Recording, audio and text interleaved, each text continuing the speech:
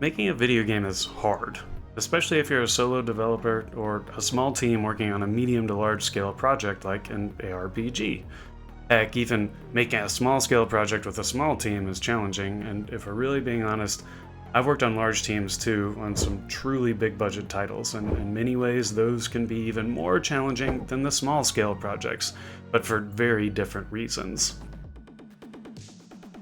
So now that we've identified that game development is hard, no matter the team size or scope of the project, let's talk a little bit about some of the specific challenges faced, and most importantly, how to set yourself up for success. Whether you're working alone or with a multidisciplinary team, it's essential to focus on a few key factors throughout the development cycle to create a cohesive vision that attracts fans and publishers alike. The first and potentially most important point to hone in on is a simple vision that can be expressed in a single sentence. Simple in this case doesn't necessarily mean that your game has to be basic, it just means that regardless of scope, you can share your high-level vision with very few words. If you think that one sentence alone doesn't properly communicate the vision of your game to, say, your mom, for example, the problem likely isn't your mom, and in fact, your vision may be overly complicated and not stripped down to its purest, most foundational form yet. Consider these examples. Overwatch 2, otherwise known as Overwatch 1 with microtransactions, is a competitive multiplayer hero shooter. In the indie scene, Dredge is an eldritch horror fishing simulator. Pseudo-Regalia, which I'm featuring here, is an N64-inspired third-person Metroidvania. And then just to throw in a little bit of nostalgia, because I can't help myself, Darkwatch is a vampire western FPS that demands a sequel in my opinion. I don't necessarily expect your mom to know what eldritch horror is, and unless your parents are gamer nerds like some people likely watching this video right now, they probably don't know what the term Metroidvania means either.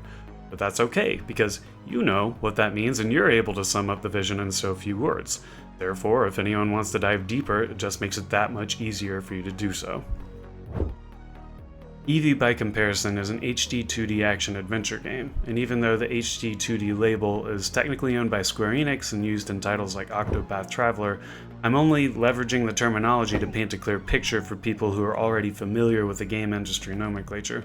All I'm trying to say is that if it accurately describes what your product is, just like the term Metroidvania, then just lean into that and make things easier on yourself. When it comes to marketing and promotional materials, like say your first trailer, that's where you may want to avoid specific labels directly owned or associated with other products. But when you're talking with fans, publishers, or especially other developers, just use the terms that most accurately depict your vision. So once you've established a strong vision for your game, it's important to lay down the cornerstones or pillars that will serve as a foundation for all future development decisions. Some studios or projects may break down pillars by discipline, so you may have separate but related art and design pillars, for example. And while I think both are important, I'm going to focus on the design pillars for now. This image is in fact straight from a PlayStation blog post talking about God of War's development that I'll link in the description below. 2018's God of War had very clear and deliberate design pillars that kept the overall design of the game cohesive and fluid, offering a strong framework for the developers to operate within. That is to say, all design features are measured against these pillars, and if any particular feature didn't support at least one of the three pillars, that feature would either be revised or cut since it didn't align with the design goals of the project. Eevee has very similar pillars to God of War, those being combat, friendship, and discovery. So every feature I create has to feed back into at least one of those three pillars. At a very high level, as I've described in past devlogs, Eevee is combat focused, and even the combat itself leans into both the friendship and discovery pillars, as Eevee's companion will travel alongside them for the entire journey, discovering different enemies at each new biome and/or dungeon they come across. The design pillars are essentially the lifeblood of any game in development, and leaning into those pillars as the game's foundation or framework helps making decisions on features and content creation much easier for everyone involved. The last key factor I want to discuss is, in my opinion, the most important, as it's the most often overlooked development concept that can save so many projects from failure.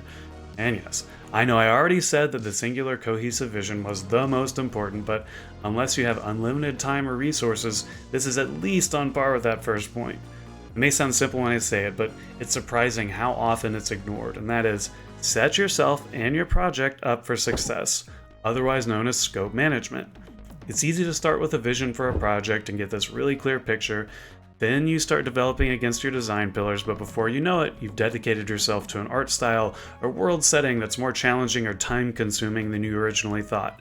Maybe the combat you pictured in your head was outstanding, but the execution, along with layers of enemy types and complex animation systems, is blocking progress elsewhere. It's fine to take risks and learn new things, but it's to the project's benefit if it's built and conceptualized around the strengths and talents of those who are contributing to it. For example, my first indie game is a mobile game from a decade ago that looks like this. I took calculated risks based around my skill set, and to take some of the load off, I have a close friend who developed all the music for this game. Calculated risks include things like pixel art, which, while I wasn't great at least I understood well enough to generate enough characters and level art to make a relatively robust action platformer. Likewise, I decided to only have projectile attacks, as those are significantly easier to design around than melee-based combat featuring blocking and any sort of counter system. For Eevee, I've again leaned into my own strengths as a developer, specifically being level design and systems, and while I've created some original sprites so far, there are other sprites that I downloaded and modified to better fit the aesthetic and overall vibe that I'm going for. In some instances, I've had to modify the character design a lot more than others, but whether the animations were 10% or 90% of the way there, I can never just drop something in without some sort of modification or adjustment. Similarly, I've purchased many asset packs because, while I can technically use a range of 3D modeling programs, I'd prefer to outsource bits like environment art and level props, as it saves me hundreds, if not thousands of hours on development time, all for a one-time cost. Oftentimes, I'll even open up the demo scenes included with the asset packs and see how they showcase their own content to get ideas on how to best leverage them in my game. So, these are 3 factors that I'm prioritizing for Eevee's development right now, and I'm hopeful that if you're just getting started or even deep in your own project's development process, that this provides some assistance or even just validation while you're going through your own journey. I may not have all the answers, but I've seen a lot in my 20 years in the industry, and I at least know how to finish my own projects, and that in order to do that, I really need to focus on my strengths as a game designer and take advantage of tools or outsourcing in the form of asset packs or my musically talented friend to not waste time on features I'm not confident with.